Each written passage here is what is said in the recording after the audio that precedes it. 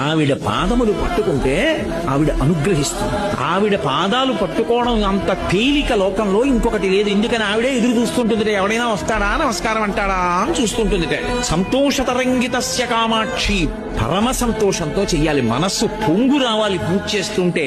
పూజ చేసేటప్పుడు పరమ సంతోషంతో ఉపచారం చేశాడనుకోండి అమ్మవారికి, అలా చేసిన వాడమ్మా మళ్లీ పుట్టడం ఉండదు. ఒకవేళ అలా వాడు పుడితే సముద్రం మీద బండరాయి తేలినట్టన్నారు.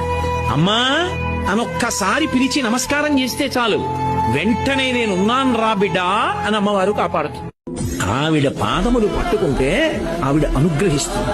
ఆవిడ పాదాలు పట్టుకోవడం అంత తేలిక లోకంలో ఇంకొకటి లేదు. ఎందుకని ఆవిడే ఎదురు చూస్తుంటుంది, ఎవడైనా వస్తాడా నమస్కారం అంటాడా అని చూస్తుంటుంది.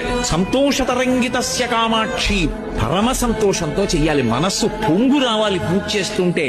పూజ చేసేటప్పుడు పరమ సంతోషంతో ఉపచారం చేశాడు.